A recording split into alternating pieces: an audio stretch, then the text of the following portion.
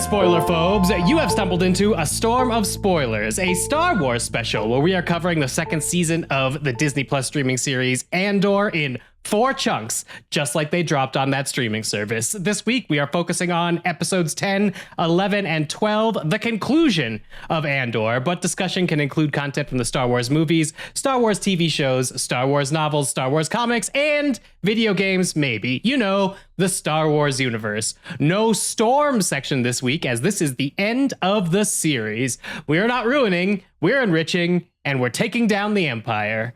Why, hello again. I'm Dave Gonzalez, and please make it stop. And I'm Neil Miller, and I think we used up all the perfect. And welcome back to A Storm of Spoilers. Updates on what you could find on this feed, since we are technically done with our Andor deep dives, but we are far from done with Andor. Next week on the 16th, we're going to do an Andor wrap-up episode, and we're going to give awards to our favorite things. We're going to call out some things about Andor the series and talk about how it fits into Star Wars. And then after that, we're going to have one more brand new Star Wars special for you in July. So make sure to drop by Wednesdays, either in your podcast feed or up on YouTube. You could contact the show by emailing us at stormofspoilers@gmail.com. We would also hope you can review us on iTunes in that iTunes podcast app or on Spotify. Leave us a 5-star review, leave us a comment, say some nice things or whatever you want if it's 5 stars, honestly. We like the stars. Mm-hmm. We have no new reviews this week, so if you could jump in, that would be great. You could also watch us on the old YouTube at youtube.com/@DaveandNeil. That's DaveAndNeil. That is also... Sure. I believe you're supposed to like and subscribe on YouTube as well. And if you leave a comment, that is helpful. This is what I'm learning about the YouTube algo. Yeah, just engage wherever you want with Storm of Spoilers, however you want. Hit all the little buttons. All of them. Just keep clicking. If you want more of Neil and I in general, we do have a Patreon at patreon.com/DA7EA&DNEIL. There you get not only just access to the bonus content for however long we've had the Patreon. So since we've been doing Storm of Spoilers, since we did the Lost Rewatch series, since Neil and I rewatched Twin Peaks, since we both watched The Leftovers for the first time, and now our Eat the Root Hannibal rewatch, you will get access to a bunch of podcasts at a bunch of different levels. Head over to patreon.com/DaveandNeil to check it out. All right, now I think is the time to conclude our trivia before we dive into Andor. This episode of Storm of Spoilers is brought to you by Indivisible. If you attended the No Kings protests a few weeks ago, you probably saw signs referencing Andor. I saw a lot of people carrying I Have Friends Everywhere signs, and Tony Gilroy made no secret about his participation in the protests in New York. Andor might be taking place in a galaxy far, far away, but the connections to what's happening in this country are inescapable. We're seeing a steady march by a tyrannical regime against our communities and our rights. They hide behind countless atrocities, but we know oppression is the mask of fear. They know there are more of us, and regular people are already rising up with acts big and small to defend their neighbors and what remains of our aspiring democracy. One organization that's helping people throughout the country enlist in the cause is Indivisible. They are the primary group behind the No Kings protest and a daily source of actions people can take to overcome this fascist onslaught. Indivisible has grassroots groups working day in and day out in every corner of the country to protect our rights and find meaningful ways to defy the Trump regime. Visit their website at indivisible.org to get connected, join a local group, or enroll in their trainings on strategic defiance to fight authoritarianism. You can also sign up at indivisible.org/friends everywhere for more info. This is where the comeback is complete. Yeah, here's how it's going to work, Neil. We are going to try to get you to beat me and the guests and everybody Neil Ascendant this week. Here's how I'm going to help you out. Let's remind everybody. After Joanna, the score was 35-27. Guests were leading you by 8 points. Mm-hmm.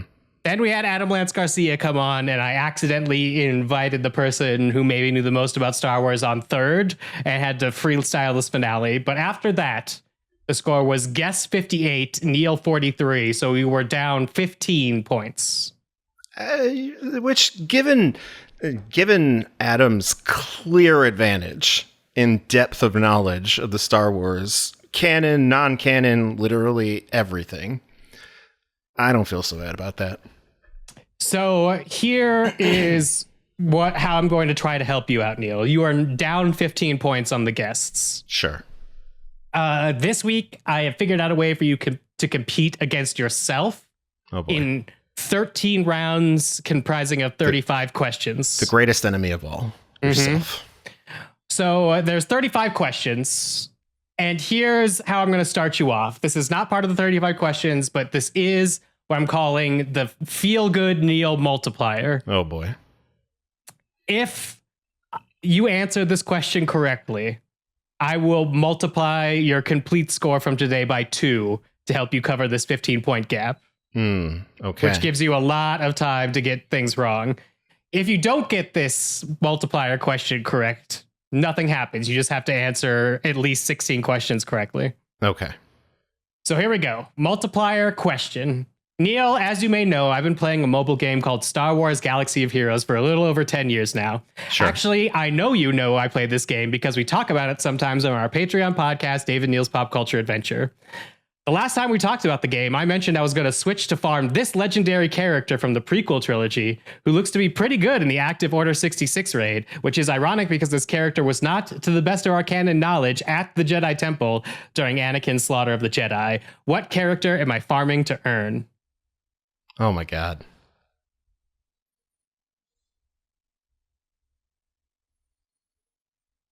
It's a general of some kind. Right? General? Or is it a Grand Moff? It's an empirical character, I believe. Interesting. Oh no, this is terrible. Oh God, why? If you don't get it right, you have to answer 16 questions. If you do get it right, you just have to answer 8 questions. I mean, this does not portend good things for the rest of this little trivia section here, because I, for the life of me, cannot remember. And I swear we talked about it like a week ago. We did. I'm just going to guess Grand Moff Tarkin, but I think that's wrong. That is very close because Grand Moff Tarkin is very useful with his requirements, but I am farming for Jedi Master Mace Windu. God damn it. Purple lightsaber. Purple lightsaber. All right, Neil. Here is how you're going to have to beat yourself. These 35 questions are the 35 questions you got incorrect in the previous rounds of Star Wars. So you have heard the answers to these questions before and maybe feel guilty about not knowing some of them, but you need to get 16 of these right in order to beat the guests / me. I couldn't put my hand in this one basically at all because all of it had already happened. Wow. So let's begin with our first group of 3 questions. Category 1 was name that droid, where I will describe a droid. You have to name that droid. Neil, J.J. Abrams voiced this droid that didn't like to be touched. Oh, that's Dio. That is Dio. All right. Okay. So 15, 1 down. 1. You just need 15 more points. Got it. David Tennant voiced this character in animation before voicing the droid in Ahsoka. Oh, what's that guy's name? I can see him. I can see his face. And it's not Chopper. It's the other guy. I don't know that guy's name. That is Hu Yang. Hu Yang. Damn it. All right. I know what Hu Yang looks like. I just can never remember his name. Yeah. And so then I'm going to give you one that Joanna got wrong because the third question you got wrong in this category was like way too hard. It was like a droid character AP5 you had never seen before. Sure. But you are aware of this little guy. So what is Cal Kestis's droid companion's name in the Fallen Order and Jedi Survivor video games? Oh, no. That one's not like BB9, is it? Oh, it's very close. It is BD1. Damn it. You got 1 point, though. All right. So we are now technically at minus 14. I guess if you get to 0, that's a tie. So sure. we're okay going into that. All right. Here we go. The next category you might recall is name that lightsaber. So Neil, you got this lightsaber wrong. I described it as a blue lightsaber that has both silver and black on its hilt and has some of that ribbing that Luke Skywalker's has, but this is not Luke Skywalker's lightsaber. Neil, whose lightsaber is this? Isn't this Anakin Skywalker's? This is General Obi-Wan Kenobi's lightsaber. This is deeply embarrassing. Neil. Let's see if we could move on here. I don't think people appreciate how difficult it is to prepare for trivia quizzes like this. I mean, these you've already seen before. So here's the next one. I called this one a red-bladed lightsaber that had a curved hilt. Oh, this is the dude from Ahsoka, right? Isn't this Baylan Skoll? It is not Baylan Skoll. No, it's not, because he's a Jedi. Well, he's like a middle-of-the-road kind of dude. Yeah, his is like orange, which is pretty cool, but not this. Whose is this? I don't know. This is Count Dooku. Son of a bitch. And finally, this green-bladed lightsaber has mostly black ribbing on its hilt and a big red button. This was one of the sources of one of our YouTube comments on our very first video. Wait. Is this one Luke's from Return of the Jedi? No, this is Qui-Gon Jinn. Oh my god. No, still not great in the lightsaber category, Neil. I'm sorry. I just think maybe my brain is broken. Maybe my brain is so broken it can't remember things from 3 weeks ago. That is very possible, Neil. Here is the women of Star Wars. So this is where I give you some of my favorites. I give you the project, and you tell me the woman with the top billing. Okay. And this was, again, back when I was taking it way too hard on you. The actor or the character? The act. I will give you... You'll take either? I'll take either for this round. Okay. Just I'm really trying to help you out, man. I get the pity rule, either. Yeah. All right. Okay. Star Wars Outlaws. Star Wars Outlaws is Kay Vess. That is the character name, so I'll give you a credit there. Yeah. What is the actress's name? Shit, I don't know who the voice actor is. This was Humberly Gonzalez. Okay. That's cool. You're at negative 13 points. We're going good. Got it. Star Wars Battlefront 2 story mode. Oh, I can see her face too.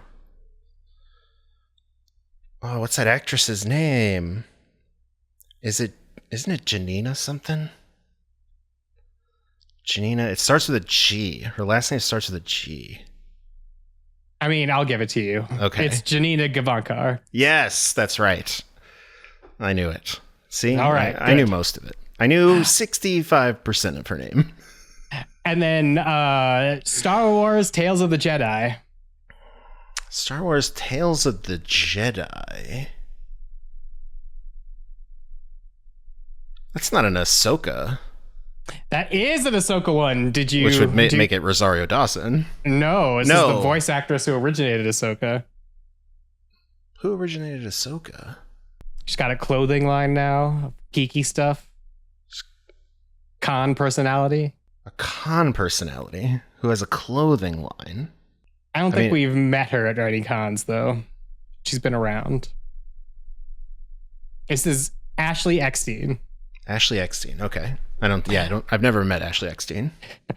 All right. So you're at negative 11. Okay. We're moving. Two questions here. Okay. This is from live action or animated. Did this character appear first in animated form or live action form? Question number 1, Count Dooku. I believe this one is animated. This one is live action. Son of a bitch. Question number 2. I should know more about Count Dooku. I really should. You really should.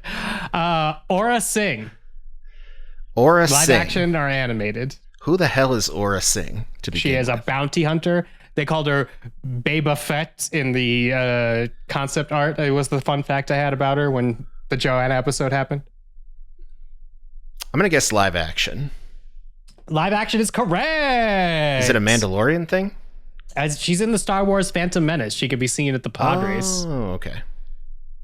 So that means we're on to our 5th of 13 categories, and you are at negative 10. We're moving right along. Got it. Digging our way back towards the surface.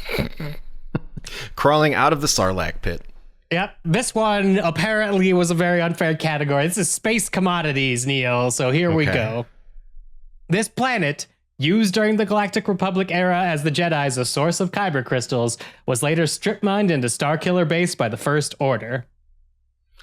It's not Jeddah. It's the other one. Yes. Now the question is, what the hell is the other one's name? Lothal. Is it? No. Yes? No, it's not.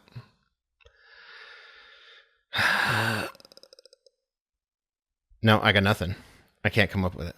This is Ilum once again. Ilum. Got it. Yeah. I'm never going to remember that one.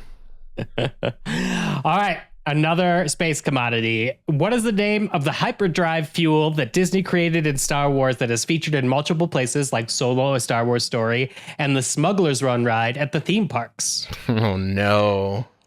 Oh, fuck. Why don't I know this? I mean, because it's stupid knowledge. How dare you, sir? This is perfectly cromulent knowledge. I have no idea. This is coaxium. Coaxium. Right. All right, last one in the space commodities category. This green and toxic fuel is a byproduct of spice mining on the planet Kessel. You know, the Kessel Run Kessel. We saw it in Solo. I always imagine it smells like gas because it makes toxic clouds when used by machinery. I can't even think of a silly name for this one. Neil, that is gas-like from Kessel. That is Kesseline. Gasoline. I was going to guess Caecilium. Caecilium. No. All right. So, still at negative 10. We are going into since we last quote. So, these are quotes from Star Wars projects that came out after we put out our sequel Storm of Spoilers Star Wars special on December 11th, 2019. Got it. There are only 3 points available here because some of these things you have guessed at. So I'm going to give you a chance to fill in the other half of the point. So you correctly identified the actor Carl Weathers as saying, "Come on, baby, do the magic hand thing." But you did not know his character name. For 1 point, what was his character name? It's Grief Karga. That is Grief Karga. That's right. Now I remember. Positive learning. All right. You identified, or I think the team might have identified, if I had to lose a lot of myself to become a Jedi, even if I didn't know it at the time. I had to lose a lot of myself to become a Jedi, even if I didn't know it at the time. You, I think, correctly got Amanda Steinberg. I'm going to say, could you name either of the twins she plays in The Acolyte? Yeah, one of them's May. The other one's Osha? Yeah, those are both right. I'll give you points for both of those. We're down to negative 7. All right, Neil. You knew Timothy Oliphant played a character and that we hadn't seen him in a long time. What's that character's name? It's been 1,347 days since we've seen Cobb Vanth. Cobb Vanth. That sounds like what you were expecting for some reason. I just, it's hard to forget Cobb Vanth. All right, that brings you to negative 6 points. Oh, we're getting close. We're getting there. The tension is mounting. It says you have 15 more questions to get back up there. This is going to be embarrassing if I don't get it. This is from It's Gonna Be May. What movie was also in theaters May 1983 and played against Return of the Jedi? Is this Blue Thunder, Flashdance, or Jaws 3D? In fairness, this is too early in the year for me to have even been born in 1983 at this point. I feel like it was Flashdance. It was Blue Thunder. Son of a bitch. Got him. All right. This next one Did Flashdance at least come out in 1983? Yes, these all Just came out in later in the 1983. year? Flashdance came out in April, so it's very close. That is playing dirty. as a quizmaster. Yeah, well, that's how it goes. I don't know how dirty it is considering you have been told the answer to all of these questions. This one, as a matter of fact, you've been told 2 answers, one of which was incorrect. And so now let's see if we get the correct one. What movie was also in theaters May 2002 and played against Attack of the Clones? Was it John Q, Spy Kids 2, The Island of Lost Dreams, or Spider-Man? Oh, it was Spider-Man because that was the wrong one. Was 13th Warrior. 13th Warrior. Yeah, okay. I remember. We got a whole email about that. We did. So with -5, question 22. What movie was also in theaters May 2005 and played against Revenge of the Sith?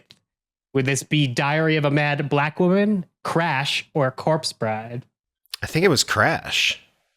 It was Crash. Because I remember we were like, the more traditional wisdom would be that Crash would come out in the fall. So it was surprising that it came out that early in the year. It was. But I guess maybe it was a TIFF movie from the previous year. All right, so you're down 4 points. This one Joanna yelled at me for. The planet of Bespin is in what sector? I don't know. The Anahuac sector. All right. Got it. This one, Java was very happy that she got correct when she listened to the podcast, but you got wrong. So in Empire Strikes Back, who arrives at Cloud City first? Leia and Lando on the Falcon, Luke, or Darth Vader? It's not Luke. Correct. That's what you answered the last time. Right. I think it's Vader. It is Darth Vader. Yeah. He's waiting for them. Yeah. Yeah. Secretly. Okay. All right. -3 points. Question 25. What was the name of the mobile game that told the story of an uprising against the Imperial's iron blockade that was attempting to conceal the news of the second Death Star's destruction and the Emperor's apparent death? Well, I know it's not Galaxy of Heroes. That was your guess last time. But, oh, man. No, I lost it. It's in there somewhere, and I was grabbing for it, but it's gone. This would be Star Wars Uprising. I should have just guessed. All right, you are down 3 points. You have, I think, I don't know, slightly under 10 questions to go. 9, let's say. Here are the 2 you got wrong from I Have a Bad Feeling About This with Adam Lance Garcia. Mm-hmm. This character had a bad feeling early on in Revenge of the Sith while piloting a starfighter into the hangar of the Invisible Hand. This is Obi-Wan? This is Obi-Wan Kenobi. That's right. This time I at least remember that the Invisible Hand is Dooku's ship, and it was Obi-Wan and Anakin that went to the ship, right? Yeah, that is correct. Okay. So at least I knew who was there. Or it might have been Grievous's ship, but Dooku was there. It's fine either way. Sure, yeah. That's where they face off with Dooku on the bridge. Yeah. This character has a bad feeling in Rise of Skywalker when the First Order lands on Pisana, where I guess they lived from 28 to 34 ABY. Oh, yeah, this is Lando Calrissian. This is Lando Calrissian. I know all about his time on Pisana now. All right, well, good, because our next category is dominant biome planets. It doesn't include Pisana, but does include some questions. You're only at -1. This could be the one where you start redemption is yourself. At hand, friends. This ocean planet was famous for producing the clone army of the Republic. The rainy one, you called it. Yeah. What was it? What was it actually called, though? I don't know. Why can't I remember this one? Camino. Camino. God. Just like the car or the Breaking Bad sequel movie. The El Camino. Yeah, that's correct. I haven't thought about that since it came out. All right, Neil, this planet is where spice is primarily mined. I mean, did I guess Kessel last time? You did not guess Kessel last time. Well, isn't it Kessel? It is Kessel. Neil is even. And what a question for you to maybe pull ahead here, Neil. This is the planet where young Jedi used to get their first Kyber crystal until the sequel trilogy. We just talked about it. Is Jeddah. No, it's Ilum. God damn it! I told you I wasn't going to remember Ilum. I know. Ever. In fact, How I think could it's a we- deliberate thing at this point. I'm just Still flushing all tied. You could have pulled ahead with Ilum, and finally it would have been like an arc of Neil over 4 weeks remembering Ilum. I'm making you watch this episode of the Clone Wars. God damn it! All right. Got it. Final biome question. Maz Kanata's castle is on this jungle planet. Oh, no. Is it Takodana? It is Takodana. Neil, +1. All right. These last questions, we've got, let's see, 1, 2, 3, 4, 5, 6. These last 6 questions are just all in the green, bud. All right. You're doing it. Or in the black if we're talking capitalism. Sure. This is a canon or not canon animation. You just have to tell me whether or not this is animated canon. Yeah. Lop and Ocho live on the planet Tau and try to escape Imperial rule. I think this is canon. This is not canon from Star Wars Visions. Star Wars Visions isn't canon? This story is not canon. Okay. I'm pretty sure. Some of Star Wars Visions is canon. And Star Wars Visions is technically under the Legends tag as far as like what they've said when they've released it, but some people have claimed that it's not, and you know how the Disney lines fuzz around Sure. occasionally, especially for international productions. Anyway, the Monolith 10, a group of 10 advanced recon commando clone troopers, ARC troopers, secure members of the Intergalactic Banking Clan. I'm going to say this is canon. This is not canon. Nope. From the Okay. 2003 Tartakovsky animated Clone Wars. Okay, got it. That's not canon either. Great. This is what I get for not watching any of the Star Wars cartoons. All right. This penultimate category is betrayal. There are 2 questions. These are about people who've switched sides. Got it. This character started as an apprentice of Count Dooku, but is definitely good now as of the Bad Batch and Star Wars Tales of the Underworld. Oh, why can't I remember this person's name? I have no idea. This is Asajj Ventress. Ah, yeah, okay. That name sounds familiar. And then this Jedi framed Ahsoka Tano for the bombing of the Jedi Temple and became an Inquisitor for a short period of time. That's not Baylan Skoll, is it? This is not. This is Barriss Offee. Yeah, but who remembers Barriss Offee? How dare you, Neil? We have some very passionate Barriss Offee fans out there in the Star Wars fandom. Respect. This final question will bring you to +2 if you win. So, like, I think this trivia was well balanced. I mean, at the end of the day. I feel like I've won. You've definitely In the won. end. Splinter of the Mind's Eye, the first original Star Wars novel, was written as a sequel to which Star Wars movie when the idea was abandoned in pre-production? Which Star Wars movie when the idea was abandoned in pre-production? So this book, they're like, this is going to be the next Star Wars. But in pre-production, George Lucas was like, nah. Would it have been like an episode? Wait, what? This novel was written as a sequel to which Star Wars movie? Revenge of the Sith. Okay, no, this is Star Wars, the first one. Star Wars: A New Hope. Oh, okay. The first Yeah, original that was a Star Wars confusing ass novel. question. I mean, I guess. I don't know. Look, Neil, here's the thing. Because he After did 4 make a weeks, sequel to that Star Wars movie. He did, but just not based on Splinter of the Mind's Eye, the novel. Okay. You made it sound Because- like the movie was abandoned. I was like, they don't abandon. I mean, they abandon them now. Plenty of them, but... Splinter of the Mind's Eye has no Han Solo and Chewbacca in it, so basically they were like ready to deploy this if Harrison Ford was like, fuck Got no, I'm it. not doing that again. And then when Harrison Ford signed on, they're like, well, let's figure this out then. And it Okay. changed around. This was almost the sequel to a Star Wars movie. Mm-hmm. Got But it. ended up just being the first novel. I actually did not know this. Well, Neil, after 4 weeks and several rounds of confusing trivia, the final score is Neil 1, guess 0. Hell yeah. After everything Take evens that. out. So congratulations. And let's continue our Andor adventure.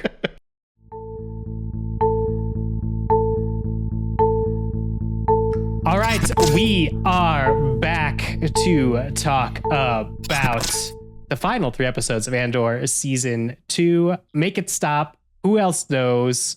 Jedha, Kyber, Urso. That sounds like 8 episodes, but those are the 3 episode titles and the conclusion of Andor season 2. They were all written by Alonso Ruiz Palacios and directed by Tom Bissell, whose game Extra Life, How Video Games Matter in Pop Culture, was a really important book for me to start taking video games seriously when I was in New York.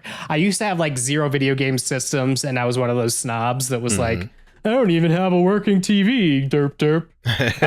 Video games aren't art.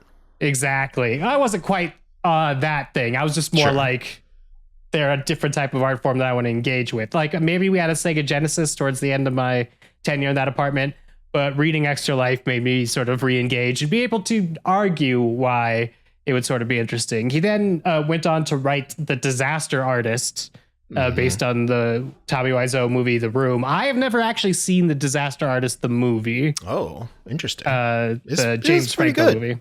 I saw it. Yeah.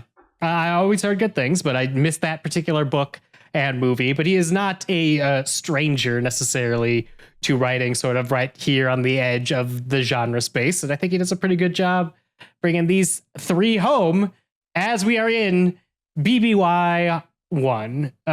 Neil, do you remember what it was like watching these do you remember your initial reactions to these episodes before you?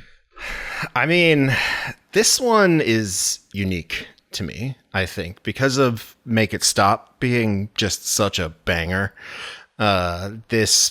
This group of 3 just comes out swinging so hard. And I think that by the time you get to BBY 1, it feels like we've got all of the pieces that we'll need to get us to Rogue One. Right now, K2SO is in the picture, and we've sort of got Cassian out on his own where we need him, and it's time for all of these pieces to come together. And then they do this thing where they're like, wait a minute. We've got a character-focused episode that's going to have a bunch of flashbacks that doesn't even reveal itself to be a flashback-centric episode until 20 minutes into the 50-minute episode. Yeah. And then we're hitting you with flashbacks. We're hitting you with Kleia's POV. We're hitting you with a recontextualization of this entire relationship that we've been watching through the over the course of the entire series of Andor between Kleya and Luthan.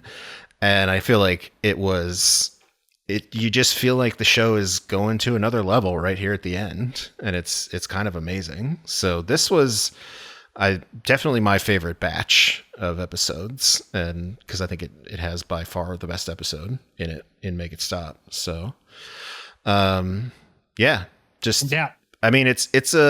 I watched these for the most part in 2 batches when they aired. I didn't watch them week to week because I knew we weren't going to be covering them until after. So I was like, I'll watch them how I want to watch them. But when I was watching the second batch, I was like, it has taken a long time to get here. And Andor has accomplished so much by this point that it's like, I don't know how they're going to land this in a way that feels completely satisfying going into and connect it neatly to Rogue One, but they do it really well. Yeah. So, and I think it starts with just this big swing in episode, what is that, 10? Yeah, 10. Yeah, Make It Stop is pretty intense, and I remember watching it. So I watched all of these.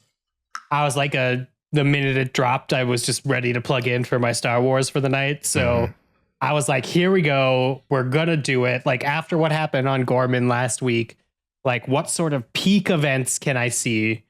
And I was a little worried this was going to go the direction of an Ahsoka or a Kenobi. And I was like, what other stuff has been happening around the Star Wars universe that they could like bring in? Like, I know there's some characters, from Rebels that we have had cast since they appeared animated, but they would be around in this time period. Obviously, we have Alden Ehrenreich on another Disney Plus show right now. So, still obviously in the family. Han Solo would step in. I don't think they would do a de-aging of Harrison Ford for Andor, but it would be possible. Like, all these characters are in the soup. And if it was any other type of Star Wars series, like, it would do it. But I was so happy that it opened up and they're just like, what if Andor was actually about Luthen? And I'm like, this is smart because Rogue One is available. We have the sort of ending to Cassian's story if we don't have to deal with Cassian. So the fact that the first episode is all sort of about Luthen and Kleya and Dedra and moving the beginnings of the Death Star plot forward and is comfortable enough, or I guess secure enough in what it needs to be to just leave Cassian out of the entire episode, I was like, okay, I can plug into this. Yeah. Well, and it feels like, I feel like the decision that they made with season 2 that I love, and this goes to your point about not, about resisting the urge to do any flashy cameos here at the end from bigger Star Wars characters, is this idea that we start the season with sort of broad scope where they're like building out the world. You know, we talked in those first couple episodes about how they built out the world of Andor really well, but it feels like they're narrowing as the season closes down to, we get these very intimate stories about these characters that we've been following. And it really does seem like the show is like, what is most valuable about the Andor experience are these characters. So we're going to see it through with every single one of them in these last 3 episodes. And I think that's what makes it deeply compelling television, is because it absolutely cares about finishing the stories of all these characters and then letting Cassian and K2 fly off at the end, because it's like, we know where that goes, you know? But it's like, to be able to very intimately over the course of, 3 episodes, close the book on all these characters we know we're not going to see anymore is great. Yeah. And Luthen Rail, what a fantastic character. What I like the balance that we've landed on in Star Wars shows here, where like, I think we're doing mostly makeup, quote unquote, de-aging on Stellan Skarsgård here. I haven't seen any behind the scenes that have talked about doing any sort of like light skin touch up. Then again, I also know the light skin touch up would be like the least expensive thing that is on display in these 3 episodes. So maybe they did something to make him look slightly younger. Sure. But just the idea, it's all very subtle either way. Yeah. A return to storytelling methods of telling us what time period we're in, not necessarily by this huge special effect. So I appreciate that. I appreciate the development of Kleya's character. And I really enjoy, I think, the showdown between Dedra and Luthen in his shop, where she finally catches Axis and just savors it a little bit too much to ultimately make it a successful mission. Because she can't help but like revel in the fact that she supposedly did it right this time, only for it to completely fall apart because she was a little too tunnel visioned. Yeah, she gets caught monologuing. Yeah, and then bless Lonnie. Yeah, I love, first of all, big Denise Goff fan, because she's the original Yennefer from The Witcher 3. And the fact that she's the one who gets to say Death Star for the first time in this is pretty great. And in such an amazing scene with Ben Mendelsohn, but we'll get to that. Oh, yeah. But this moment with Luthen is great. And I like how her character has sort of, I don't know, she was, when Cyril was around up to last week, right? She, I think, was a far more relatable-ish character, right? We saw her as a more human character, and because she was a full person. But now that is sort of stripped away, and she's just sort of left with her business as a fascist, she's far meaner. She's a much bigger asshole now.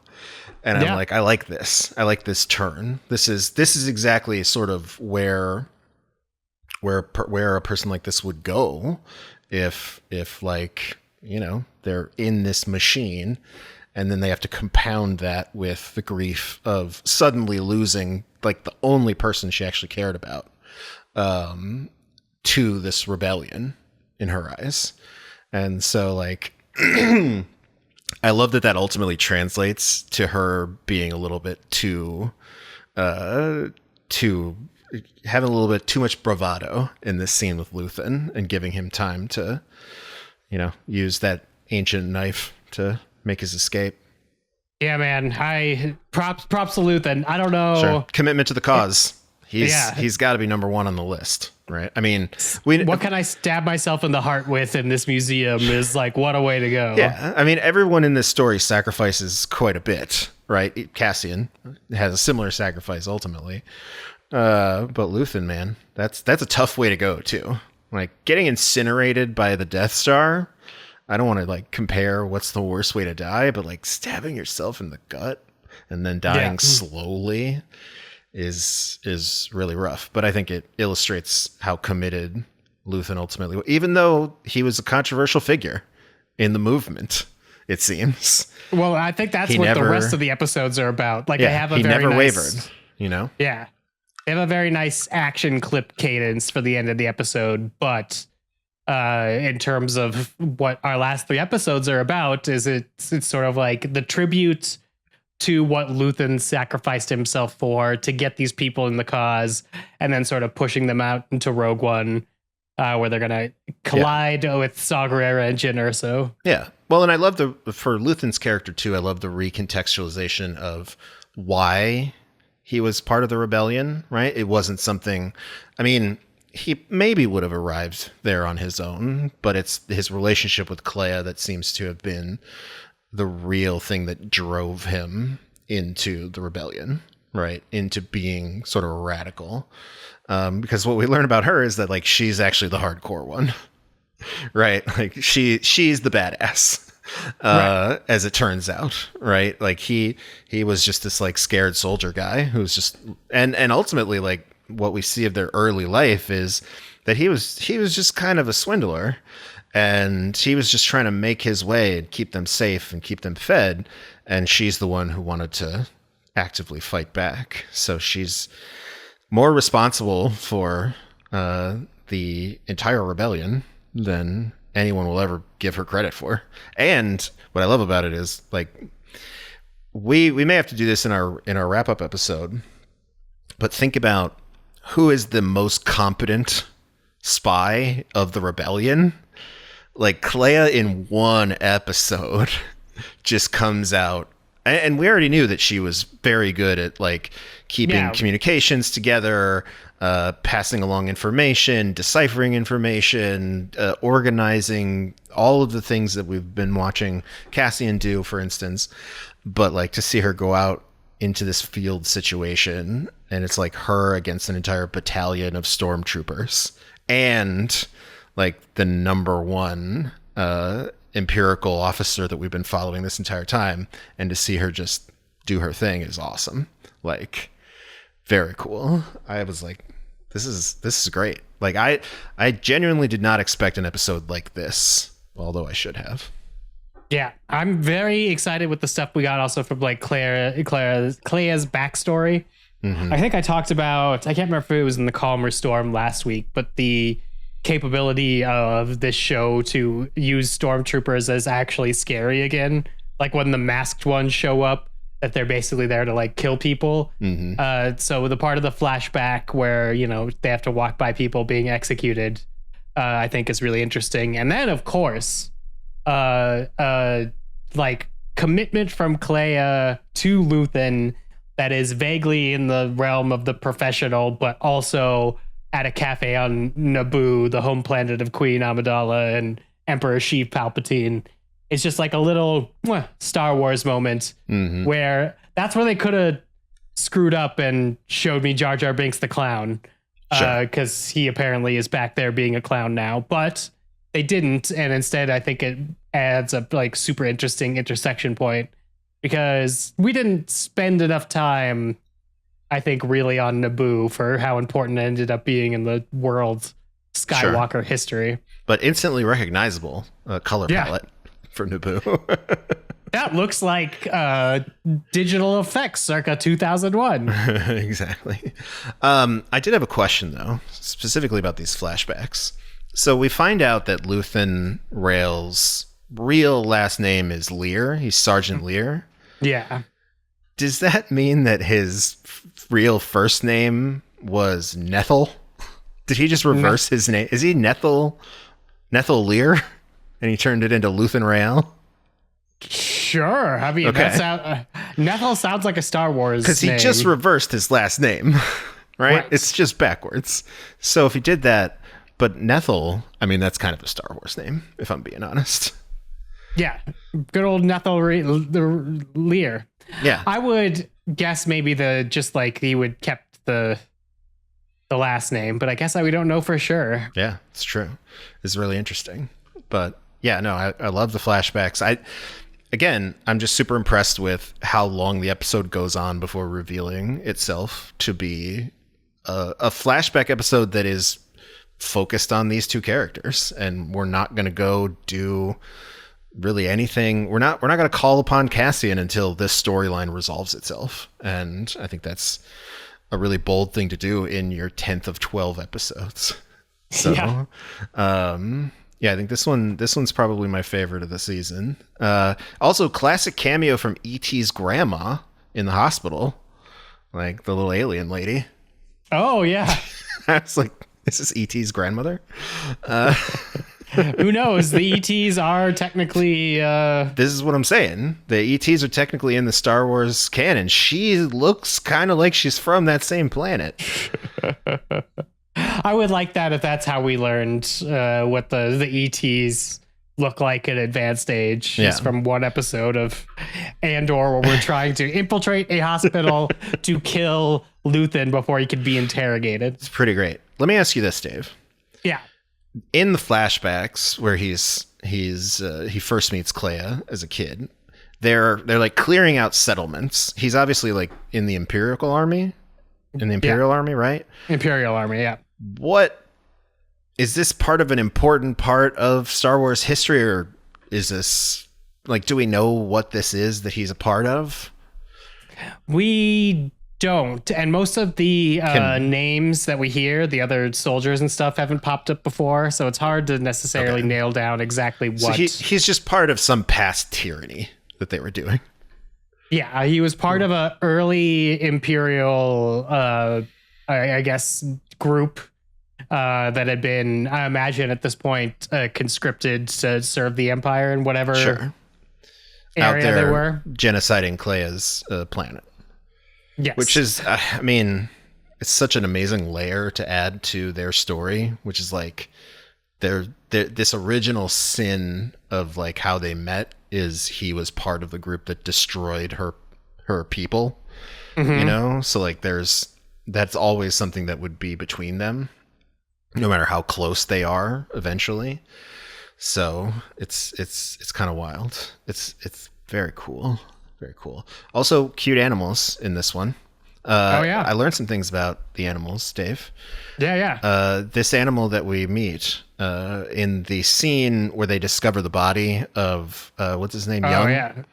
Yeah, Lonnie, who unfortunately his services are no longer needed, and Luthan, it's kind of great putting it back to back like this, because initially it's kind of shitty that Luthan kills Lonnie, but then we see Luthan being willing to kill himself like immediately after, and it's like, well, he's pretty committed. But then we see this cute little cat dog thing, and these are apparently called Tuca cats. Yes. This one's name is Pix. I picked up, and I was like, is this related in any way to Nyx from Star Wars Outlaws? They are not. Nyx is a Mercal, which is different. But the Tuca cats are apparently a distant cousin to the Loth cats. The Loth cats are just the hairy ones, right? The Loth cats are the hairy ones. We've seen them in stuff like Rebels, apparently, and The Acolyte. I was like, where have I seen this before? Like recently, and it was in The Acolyte, a couple episodes there. So, Tuca cats. So fun story. Tuca cats first appeared like in canon in Star Wars: The Clone Wars. Mm-hmm. And are named after Dave Filoni's old, now deceased cat, Took. Nice. Dave Filoni. But, even Dave Filoni got in here into Andor. Right here into Andor. Tuca cats are adorable. I haven't been to Star Wars Galaxy's Edge, but I am told they have like a sleeping one in one of the shops that I think would be fun to see. Let's sort of keep talking about these 3 episodes, obviously, but transition a little bit more into the middle episode.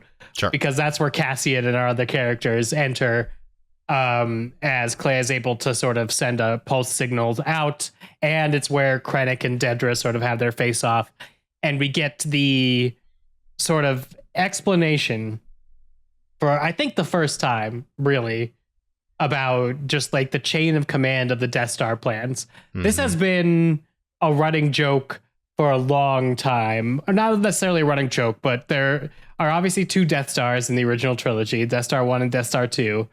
Death Star 1, we know that the plans are in R2-D2, and now we've expanded the lore to Rogue One, and now here in Andor, we know the complete sort of chain of command of those, how that secret leaked, which was Lonnie was attached to Dedra. Dedra got overzealous because with Cyril gone, she focused back on Axis. She got caught being too much of a nerd. Too much of a nerd. Well, she was getting reports from Scarif and Edu, both places we will visit in Rogue One because they are key to this energy project that turns out to be the Death Star. She was obviously on Gorman. She's the one who finds out the name Death Star, but also she's the one who is made the focus by Lonnie and Luthan so that Lonnie gets her credentials and is able to spend 2 hours searching her files, finds the Death Star, tells Luthan, who tells Kleya, who kills Luthan, who tells Cassian, who brings Kleya back to Yavin, who has to convince everybody this is true. And then they start getting a broadcast from Saul's connection because at this point, Saw has made contact with Bodhi Rook, defecting Imperial pilot, who is bringing the information that Galen Erso has also a backdoor. And I think those are the 2 streams that are coming together into Rogue One and how we make these. These are not the many Bothans died. That's what Mon Mothma says about the second Death Star plan. So we have yet to see the many Bothans died heist, maybe sometime in the future. Sure. Hopefully Tony Gilroy is working on that. Show us what happened to those Bothans. Why not? Set it between Empire Strikes Back and Return of the Jedi. Yeah. All those stars are super available, I'm sure. But also, shout out to Dedra Miro, hero of the rebellion. Unknowing hero of the rebellion. For being, again, too competent for the Empire's own good, which I think is great. But also this scene with Ben Mendelsohn and Denise Goff is an all-timer, like an all-time Star Wars scene, because he's just so good. And I love there's the behind the scenes documentary thing that they've been releasing, the Declassified, where Ben Mendelsohn talks about this scene, and he's like, it's just when you put on that cape, you just know what to do. You just know where you're supposed to be emotionally. And I was like, that must be it for a lot of Star Wars people. Once you get the cape on, right? It's like once Donald Glover puts on the Lando cape, you just must slip right into it. But yeah, I love this. Is just like such a powerhouse sequence that delivers quite a bit of tying together exposition that is useful. And I kind of like that Dedra makes it, right? Because now we can pull strings. I mean, first of all, it gives them an opportunity to eventually show us the prison again, which is dark. But also, we could think about, like, would the Empire ever use her again in some way with her knowledge? Is she involved in Death Star 2? Did she kill some Bothans? Did she kill some Bothans? I mean, and like after the setback of Death Star 1, maybe they need some bodies for Death Star 2, and they bring her out of retirement. This is also the episode where we jump in with K2SO and Cassian and Melchi playing domino cards or whatever. I think they're playing Sabacc. Sabacc. I've watched it several times now, and I was trying to figure out what exactly they're playing. And given the time I spent in Star Wars Outlaws, I'm pretty sure they're playing Sabacc. There's lots of variations of Sabacc, and that would be a good call. So let's say they're playing Sabacc. They're talking about laying down pairs of 10s at the end, and I was like, that's Sabacc. But I will ask you this. We talked a little bit last week about how there used to be a comic book about how K2SO and Cassian met, and how Tony Gilroy and friends overwrote that last week when it turns out he was reclaimed from the Gorman massacre. Sure. But we kind of just saw him wake up and ask them not to point the blaster in his direction. We otherwise rejoin here, and the gang's all here. It's like 3 days before Rogue One. Did Tony Gilroy need to overwrite the K2SO comic? Well, let me ask you this. Have you read that comic? I haven't. Oh, okay. Do you know what is the story that he overwrote is my question. There's an encounter, I believe, where several times they try to reprogram K2SO. This is my recollection from reading a summary of it a long time ago, but it's sort of like they take down percentages of his Imperial programming, so it's not like he's instantly good. It's like he and Cassian are on a mission, and Cassian's kind of not sure if he could trust him or not. Sure. Okay. I mean, they didn't entirely overwrite that. They just yada by most of what, because like I clocked this time through. I was like, they didn't really do any kind of explanation for how they reprogrammed K2. So it's like, if that's all that comic book was, they kind of didn't overwrite it, because they could have been doing that off screen while we're watching Kleya do her thing with Luthan, or the way Cassian treats him, which is matches the way he's sort of treating him in Rogue One up until the point where they're like, he's like saving their lives and shit, is with like skepticism and a bit of standoffishness. So like, I don't entirely think that's gone. So like, and also they didn't give us any answers that would conflict with that, which I think is kind of funny. Well, I think we see him definitely get K2 from a different place. So I think the one thing that is overwritten is K2's from Gorman now. Yeah. But they ultimately just show them switching him back on. They don't show any of the process of like what they wiped. Did they wipe anything? Did they just turn him back on and hope for the best? Like, it's pretty great. And, I don't care. Yeah. No, I was just wondering if like, because there's always this question with Star Wars and like how much being like tied to canon is going to help you or not. That was the big question about when Disney just basically said we're not going to be tied to it. It's because it makes a bunch of those decisions for you, but it is weird to see this happen. And then also I read an interview with Tony Gilroy where he was justifying Make It Stop, where he's like, I really wanted to give Kleya's backstory, mostly because I didn't want to let anybody else give Kleya's backstory. And I was like, who hurt you? And I was like, oh, the K2SO Cassian comic hurt you. Just the fact that somebody else was going to get to do it hurt you. So you had to like get ahead of it. Sure. Yeah. Which makes some sense. I don't mind not getting like a full explanation of K2SO. I also don't mind only getting this much K2SO, even though he is one of the absolute stars of the show in Rogue One. He's I think my favorite droid of all Star Wars. And he gets, I always talk about this when we watch shows, like who's getting the most impact per minute of screen time. Yeah. And yes, he shows up very late in Andor. On the scale of this entire show, he's showing up in like the last 5%. But he shows up with like 2 hours to go. He saves the real hero of the rebellion, Kleya, in spectacular form. And he is everything that you would want him to be. And it seems like, packing him into these last couple episodes probably saved them a bunch of money, despite the fact that this was a very expensive show. But I imagine he's one of the more expensive things about this show.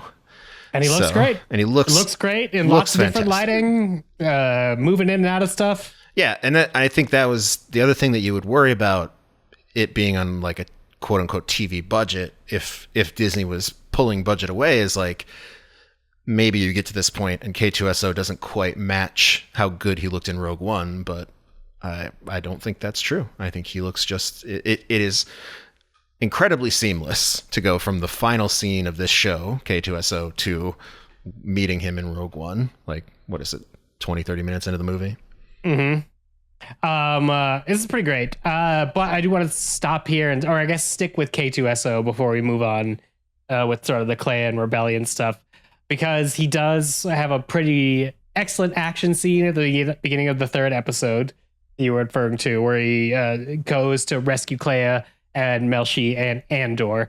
And he sort of does it in a way that is a new Star Wars trope, I think, from like the Disney years, which I would say like the unstoppable force. Mm-hmm. So this begins in like Rogue One with the Gilroy reshoots to the Gareth Edwards sort of original shot Rogue One, with Darth Vader sort of cutting his way through the hallway as the Death Star plans are being handed to Rebel in front of them, and then finally onto the Tantive 4, where we start. Then in Mandalorian Season 2, we had Moff Gideon and his Dark Troopers sort of holding Grogu and the Mandalorian and Bo-Katan and Cara Dune, who cares, hostage on the bridge of a ship, and Luke Skywalker just cuts his way through all these Dark Troopers after we've seen that they're basically the most imposing type of droid that has ever existed.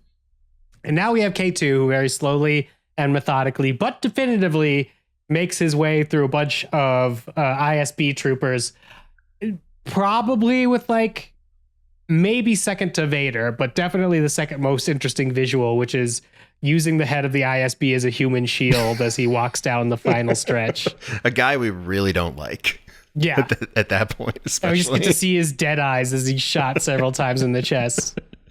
It's pretty great. I mean, I guess I had noticed that before, and I kind of wonder if it's one of two things. Either Tony Gilroy doesn't want his action sequences to go on very long. Like, he's like, I want to get to my talky stuff, which is what I'm good at.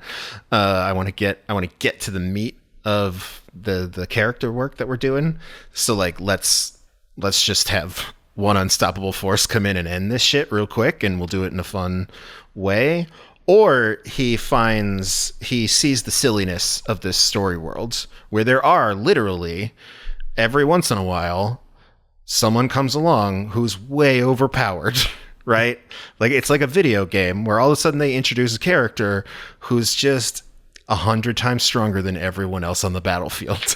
You know, K2SO is a good example. Literally any Jedi is a good example. Like, it's like they should wipe the floor with a squadron of human cops with guns. Yeah. So I can't tell if it's one or the other, but he's not wrong. Like, I feel like creators, writers, directors with slightly different sensibilities would want their action sequences to go on a little bit longer. Gareth Edwards, great example, would want to show you more of the fight. Right. But Tony Gilroy is like, let's get it done. Well, also here on his show, the power chart has K2 at the top. Like, we don't mess with anybody who's more powerful than K2SO in this. K2, yeah. So I do like that they give it to him, and I do like except that for like finally Luthan's ship, but it's kind of. But ships are a different story. Also, I don't think we should talk about that, because if that ship existed, like, why go inside the Death Star at all in Return of the Jedi, right? If you have a Kyber. The ship was cool, and it was a cool moment, but it is one of those moments I don't like to think about too much because it breaks a little Star Wars for me. I guess you have to believe that the full working knowledge of where that ship is and how to pilot it died with Luthan. Like, yes. Kleya was not hip to how to use that ship. Otherwise, I think she would have gone and gotten that ship. Very true. So I guess the question is, if you had to rank them, the Darth Vader, the Luke Skywalker, the K2SO Unstoppable Force, who do you think did it better? By whatever metric you think better is. Okay. I'm going to rate it on, like, who's got the most swag. Okay. Like, who's doing it with the most style? How would the kids say it now? Who's got the most aura in this moment? And I'm going to put K2 up top because listen, Vader's got plenty of aura. He's second. CGI de-aged Luke Skywalker has negative aura. And I will die on that hill forever. And Vader obviously has tons of aura in that scene, and it's a great scene. I will contend for all time.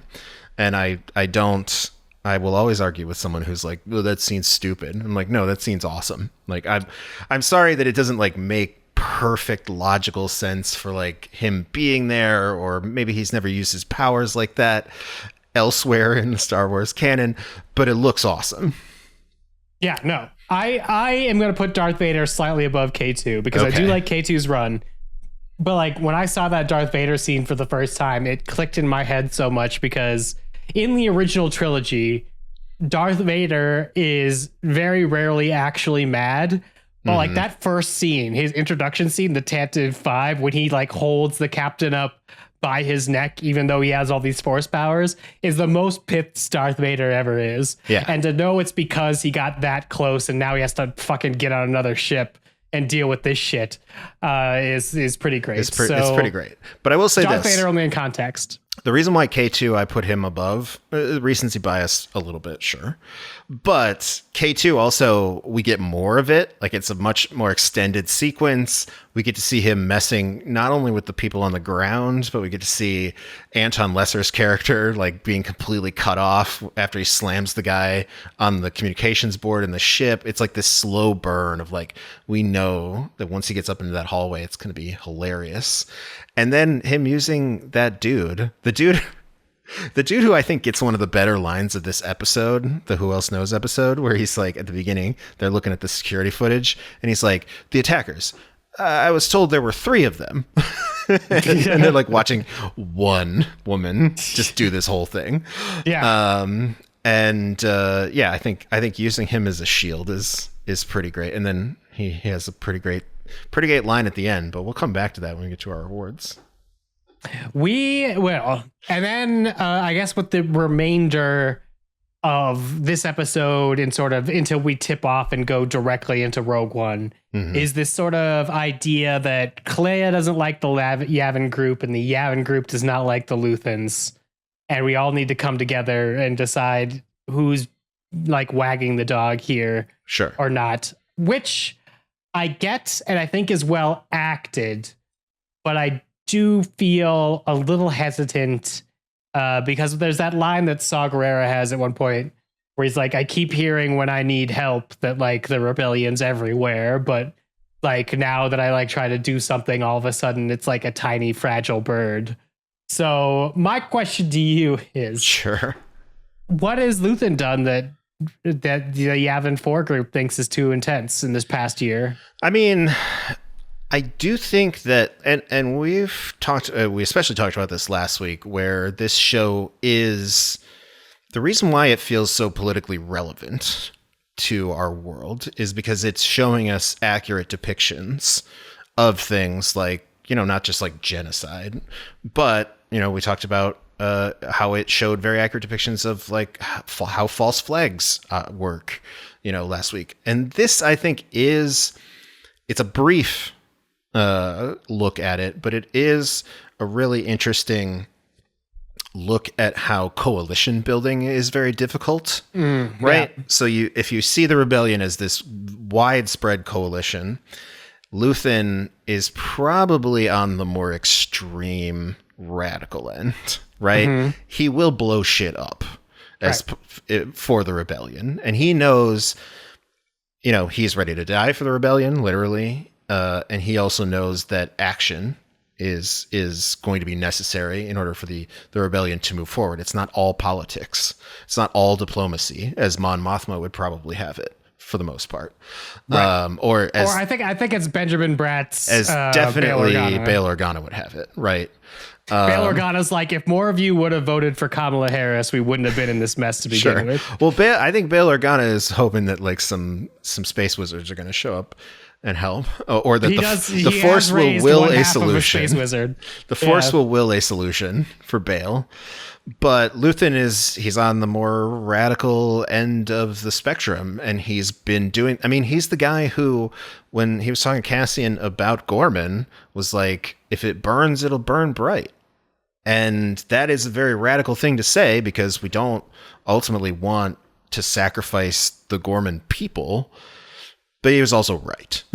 Right? Like, something bad happened to the Gorman people. It burned very brightly, and it has inspired the expansion of the rebellion. So I think this is, they maybe needed a little more time to show more of this, but I kind of like that it's in there because it speaks to really well into where Saw Gerrera is. Because I think in Rogue One, that's actually one of the more confusing things if you're not a cartoon viewer and you haven't spent any time with Saw Gerrera, which is like, why is he so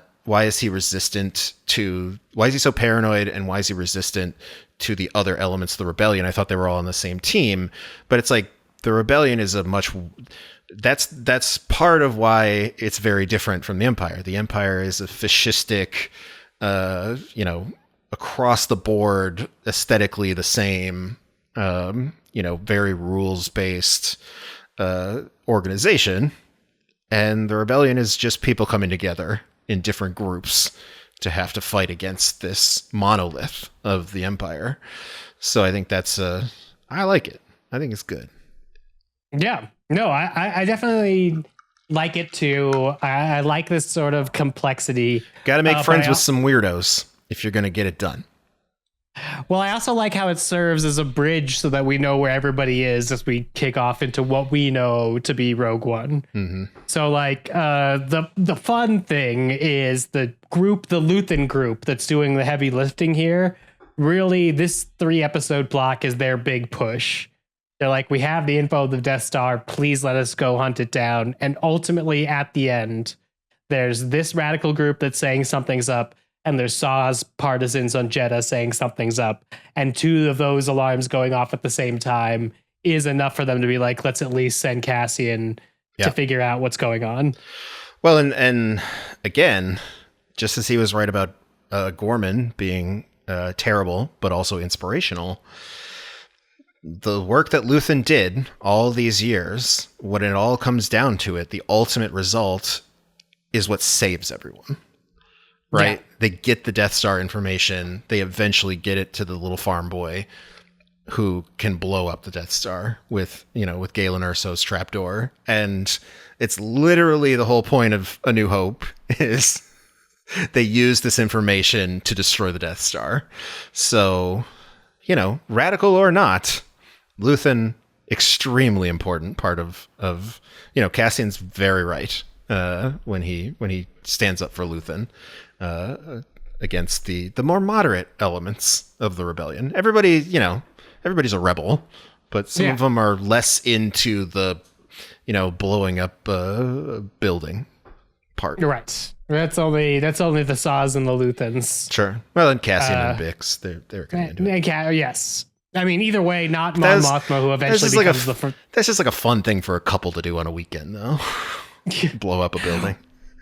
Well, that's what's nice about Mon Mothma and Leia and some other members of the rebellion that we don't really spend too much time with these 3 episodes, but some of them manage to keep their hands clean enough that when they overthrow the Empire, they're put in positions of power again. Mm-hmm. If Luthan and Saw made it through the war, there's no way that Luthan is a senator of anywhere by the time the war is over. I could see him still, if he were able to maintain his cover, still being in those high society circles. I mean, this assumes Mon Mothma is still a senator, right? But him being in those circles and living on Coruscant, for example. But Saw Gerrera, I don't think Saw Gerrera would want to be a senator. I mean, yeah, probably not. He'd still want to be out on his own with his crew, doing huffing his Rido. Let's give out some rewards and do some awards and do some corners. This week, if you like this, then try. Could be from a lot of different things. So I am going to suggest a movie that is based on a free book, but I would say movie first, then free book if you would like. called How to Blow Up a Pipeline. It is definitely about what the title is, and has some interesting questions about how complicit you should be in America's oil pipelines being made occasionally through land that maybe America shouldn't have at all, and if maybe a way to resist is by committing acts of vandalism or corporate espionage on not people but property, because property is something you can't do violence against. If that sounds weird to you, this movie will broach those topics, but also do it in what I would call like a Breaking Bad like pace, but is also very similar to this week's sort of heist to get Kleya out, where there is a ticking clock on their plan and they have to improvise as things go wrong. It reminded me a lot of everything Kleya is doing, and just sort of like that righteous, rebellious tension hit up against some real world obstacles. But I would say How to Blow Up a Pipeline. I enjoyed it when it came out, but I think it's up on La Hulu if you guys wouldn't check that out for yourselves. Nice. Yeah. Mine this week, Dave, is actually sort of a swap with last week. So last week I recommended The Age of Shadows 2016, which I still heartily recommend. But I really should have saved that for this week. And I should have recommended this movie, Battleship Potemkin, for last week, because it's a better example. Especially there's a whole sequence involving a town square full of people being mowed down by fascists, and it's a 1925 movie by Sergei Eisenstein, which is about a crew of a battleship that rise up against a fascistic government. It's a Soviet, tyrannical Soviet movie. And in fact, here's a fun fact about Battleship Potemkin. You should see it. I think it's on Max, right? Yeah, it's on Max. It's also on like Canopy and Hoopla and all the free ones, because it's very old, thus public domain. Is that when this movie first came out, this is part of like the whole like Red, I mean, it's like the 1920s, so it's like even before the Red Scare, but it was initially banned in the UK because they were worried that this movie would cause a working class uprising because it was so inspirational. And again, in the 1920s, people were like running away from the screen of like The General because they thought the train was going to come out of the screen. So like people were very deeply affected by moving pictures. So I highly recommend it. It's not as tied into this week as The Age of Shadows actually is, more about spycraft. But, you know, watch Battleship Potemkin as well. I think it goes really well with... and I think we should mention the Battle of Algiers. We haven't mentioned that, right? Battle of Algiers was my pick last week. Oh, that was your pick last week. Never mind. We got the revolutionary ones. Yeah, we got some good ones. Also, if you guys like podcasts and like Neil talking and I like this, we have a pretty good podcast on strike movies that we did for Trial by Content. That's true. That I would roll back and check that out. If you just want to talk about, this is probably more around the Indivisible.org sponsorship area, but I've been seeing a lot of chatter amongst some of the groups that I've seen about the steps that would need to be taken for like a general strike to resist this American government. And I do believe that starts with unions. So if you do want to check out some movies that maybe lift those up, make sure to search Trial by Content strike movies. It's pretty great. Solidarity among the working class. We love to see it. Absolutely. This week's world building, I already mentioned, I think, most of these, but I just want to hit it. The Naboo bridge bomb, just great to see Naboo again. I'm glad it is doing okay. I am very sad because I believe Operation Cinder basically singes a lot of Naboo, and that happens after Return of the Jedi. That's neither here nor there. But here, Naboo looking great. Site for some Kleya Ascendant terrorism, and I'm all for that. And then we have the Imperial ISB raid on Coruscant. This is the raid on the safe house, which we've seen the safe house. That's sort of been like a rotating set for us since the second block of episodes.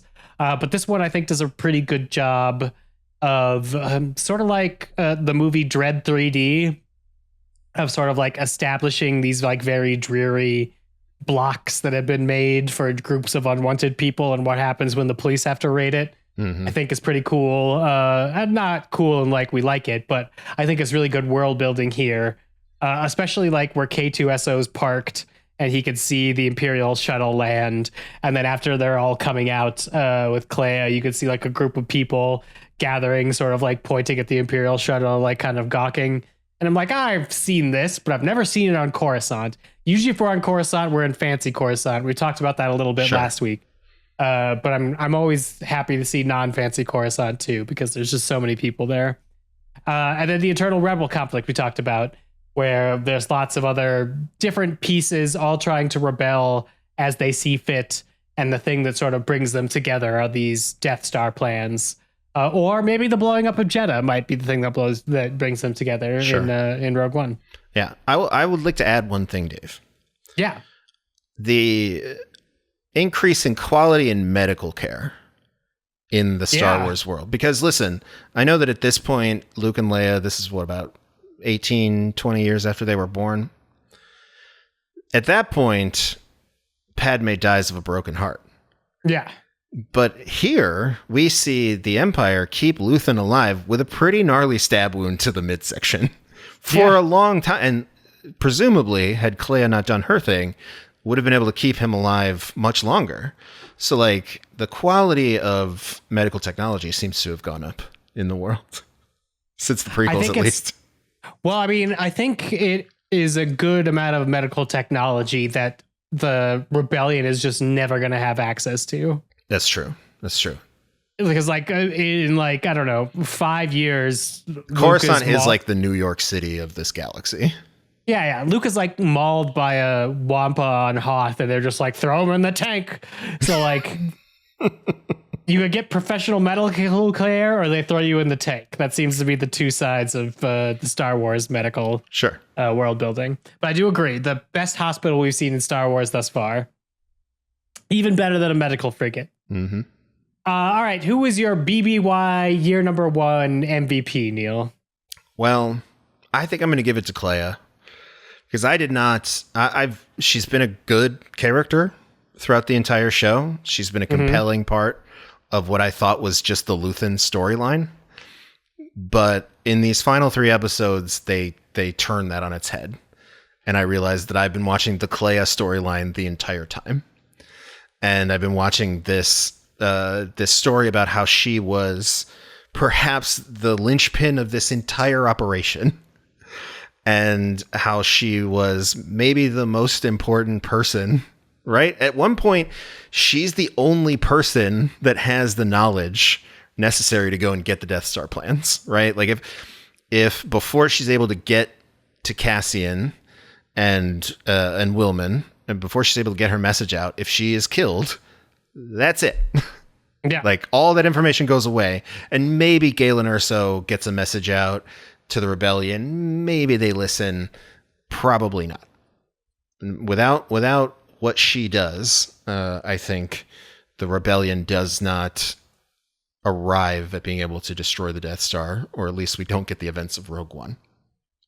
So I was like, and that is not something I expected going into these final 3 episodes, right? She was an important character. She becomes this sort of essential piece of the entire lore, which I think is great. It's also a huge emotional arc here at the end, right? She has this wild situation where she goes to Yavin and she's like super sad about it.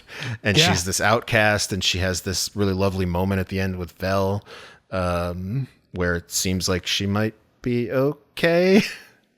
She might be okay. I'm rooting for her, but she's the MVP. What do you think Kleia's thoughts are when she has to line up to see them give gold medals to Luke and Han at the end of A New Hope? I mean, they're like, and they did it. They saved everyone. We did it. We're gonna give them some medals. Mm-hmm. She's like, you're welcome. Just in her head, she's like, you're welcome. Just giving them a death stare. Sure. Luke's like, who's that lady? And they're like, oh, that's Kleya. We tell you about that sometime soon. You know, she's been operating in the shadows this entire time. She's probably gotten used to not getting credit for her wins at this point. Obviously that's not going to change anytime soon, but my hope for her is that she gets to live in Cassian's house. on Yavin and gets to have a mostly good life because they eventually have to evacuate Yavin, right? Yes. Okay, but it's there for a while. They change bases in between A New Hope and Empire Strikes Back, but they have to evacuate because they learn it's on Yavin. And in the final moments of A New Hope, the Death Star is actually targeting Yavin. It's coming around the planet, and that's what our sort of countdown is. So Yavin isn't super safe after this, but they don't abandon it like immediately. Sure. Yeah. So, listen, she may not get her name in the history books in bold text, but she is as important as any of those fools who got medals. Yeah, I believe it. I'm going to give it to Luthan Real for basically the reasons that you said for Kleya, but right. I will give him the bonus point of, I think a lot of people, when they have a crisis of conscience, make it stop. They don't then sacrifice their entire life to making that change happen. Yeah. So Luthan's character and what I thought of him, whether he be like kind of noble or an asshole, was always going to depend on the ending that he himself was prophesizing, that, he had to burn his life. And so any ending of his was going to be bad. This one was pretty bad. Again, you got to stab yourself in the heart with an ancient dagger. But he did it. He did it. And he was part of the thing that eventually brought down the Empire, just way back in the line. So I wanted to give him his MVP here. Hell yeah. But I think both of ours are the undisputed answer. Regardless of how controversial he was within the rebellion, he was right in the end. He was. All right, this is the time for us to title this movie, since they were released in about movie length 3-episode blocks. What if these were released as a movie? What would it be? Star Wars what? Neil, what have you picked this week? Well, listen, this one would have been 100% on Rotten Tomatoes for sure, and it would have been called Star Wars: The Everywhere Rebellion. Ooh, I like it, but that is way too positive, Neil. Rebellion's not on Tatooine. I know for a fact. I guess that's true. I'm going to call it Secrets of the Empire. Oh, all right. Because that's what it is. That's what has come to pass. Although I think I titled last week's In the Shadows the Death Star. This could also be that. Sure. But I think this is more interesting in terms of it takes all of these things leaking at once. These 3 episodes give me a slightly better understanding of Krennic's character in Rogue One, where he's like, I'm so close. And Tarkin's like, you keep fucking up. And he's like, but I'm so goddamn close. And now I see why he was so close. And it kind of wasn't his fault because it's just all the leaks simultaneously hit when he's days away from being able to blow some stuff up. Mm-hmm. Good old Secrets of the Empire. But I haven't given up your Everywhere Rebellion. If you will allow me, sure, I will go first for the Dead Speak Best Line Award. All right. Which comes from Luthan. It is, the rebellion isn't here anymore. It's flown away. It's everywhere now. There's a whole galaxy out there waiting to disgust you. And he says this to Dedra Miro. Got her ass. Right. Yeah, just what a way to kick off these final 4 episodes, because he knows that he doesn't believe this. He's like, those people can't organize shit. But he takes a stand to piss off Dedra, and I am into it. Yep. And not entirely wrong, I guess.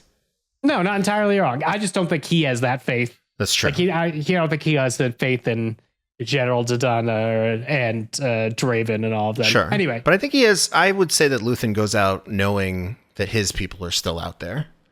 Right? Yes, absolutely. And he has faith in them. Neil, what's your best line award for these final 3 episodes? Well, mine goes to the droid himself, number 1 droid in your hearts, K2SO, after he finishes his work upon the fascists. He says, Cassian, I've cleared a path. And it's just so nice to have Alan Tudyk back for this role. He's so fucking funny. He's just so perfect. He so perfectly inhabits K2SO's like the power of his presence, but also the naivete of him just being such a child. Yeah. Like he just says shit, right? Whatever comes into his mind. And he's just fantastic. It's a great way to end that scene. Because, if you're going to have a quick action scene, It's a little bit silly. Gotta have a good quip at the end. Yeah. Do you know how many orders we've disobeyed? 17. And then but this is usually where I do like lore that is otherwise in this show. We've talked about it. This is all leading into A New Hope via Rogue One, two Star Wars movies that you should probably check out if you have the chance. And then I mentioned that Dedra was getting info about shipments from Edau and Scarif. Those are both planets we see for the first time in Rogue One, sort of created for this Death Star assembling plan outside of your usual Geonosis, which the prequel series gave us. But since we don't have Storm this week, because this is as much Andor that has existed and will ever exist, we have one more thing I think to talk about before I talk about this BBY in canon, which is the ending of this episode reveals that Bix and B2 Emo live, on in Mina Rao. And I think this is a good nod towards the fact that we're going to have to go through Rogue One, but we get to A New Hope. It is very hopeful. My question for you is, as a fan, do you want any more of this, or is that where we leave the Andor group? I think this is enough. I mean, I'm very sad for B2 Emo. Like, especially watching this a second time all the way through. There's that scene, I think it's in like episode 2 or something, where B2 is asking about Cassian. And I'm like, oh, this is so fucking sad. He never sees Cassian again. He literally never sees him again. But, he seems to have ended in a kind of a happy place. So, it's not the worst thing. He gets to be with Bix. He will see Cassian in that child's face as the child grows up. But yeah, I think this is not only a really great place to end it, right? Because when we see Cassian and K2 fly off, we know that is toward a really fun but tragic adventure for both of them. So I like this for Bix. I don't care what happened. I mean, I wish that child well. I want to be clear.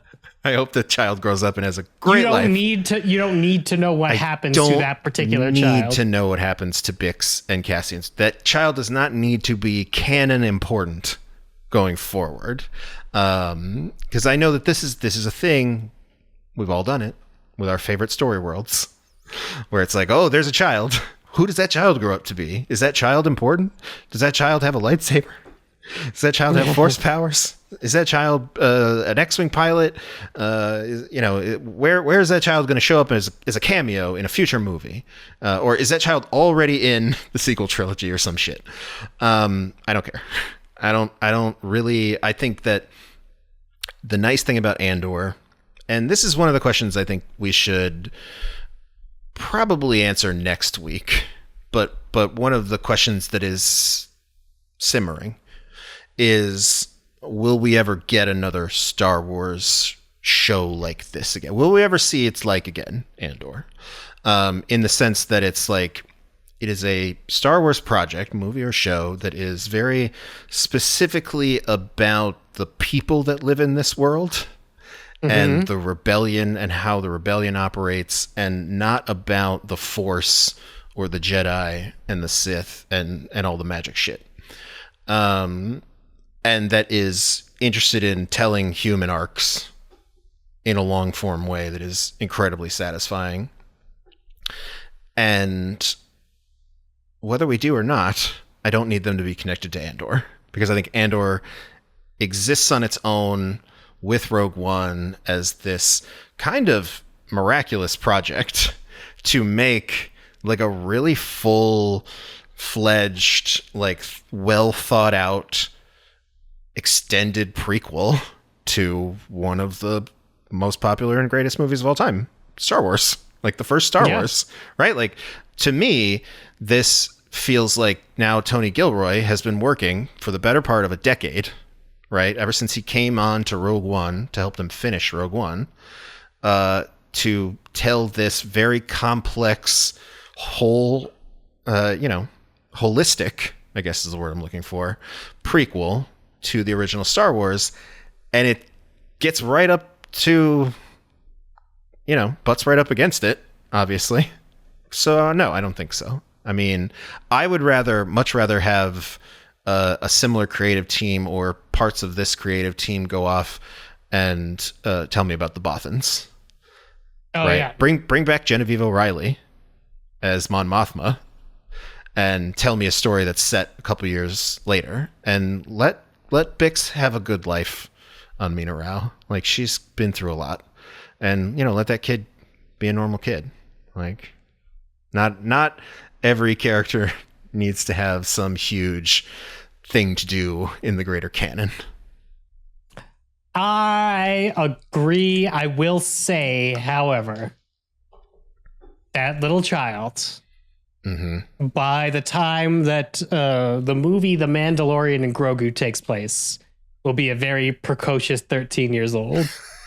I mean, again, my desires aside, Disney's going to do it.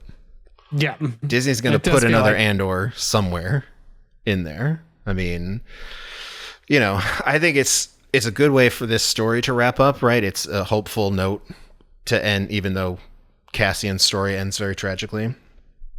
But, it's the dual role there, is that Disney can also call upon that at any time and be like, there's Andor's kid. Yeah. I'd like for it not to happen, but you know what? I think both with like Star Wars and Marvel, I think we're in a world where it's going to happen. Sure. It doesn't have to happen in a movie. It doesn't have to happen in a TV show, but none of these characters disappear forever. Mm-hmm. I'm sure somebody's already working on the book. Well, maybe if they do the book, Andor it'll Legacy. piss off. Yeah, it'll piss off Tony Gilroy enough to come back. So be like, oh, I get to tell this story. Are you kidding? Exactly. I mean, I guess the worst thing I could summon into existence would be they do the movie about the second Death Star plans and the Bothans, and they're like, but what if Bix was there and she also dies, and then that kid's an orphan, and it's like, oh shit. An orphan raised by the Dameron family. That would also be a Star Wars thing. It would be a Star Wars thing.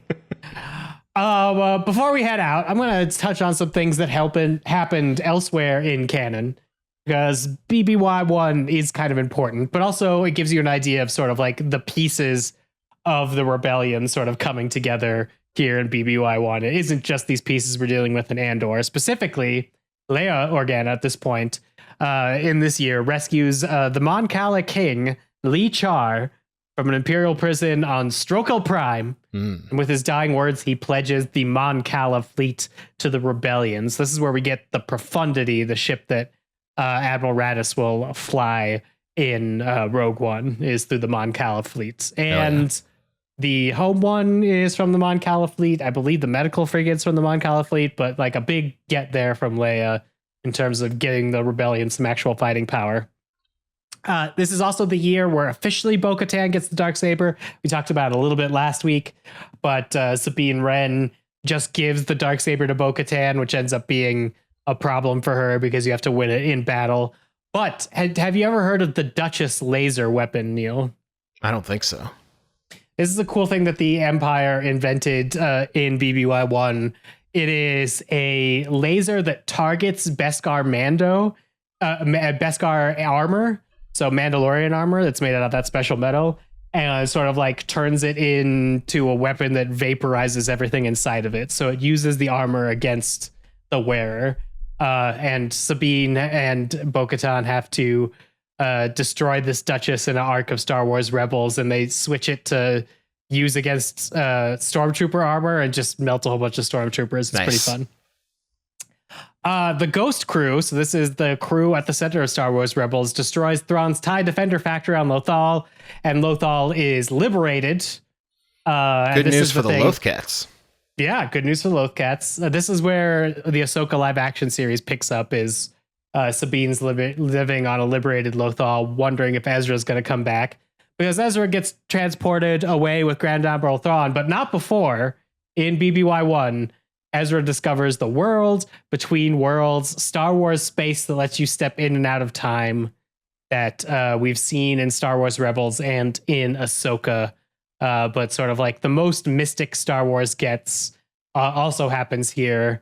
in BBY1, which is a crazy thing. And we learned that Palpatine has been trying to access the world between worlds from a old Sith temple underneath the Jedi temple in Coruscant. So lots of things that are happening to distract our big players here, while Krennic tries to sneak down his leak of Death Star information. Sure. And I would contend, even though all that sounds juicy, this is the more interesting story. This is the more interesting story.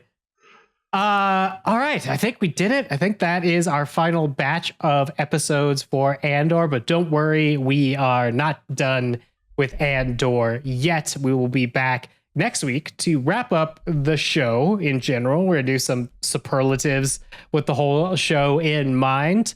And then the week after that, we have one more very special Star Wars special for you.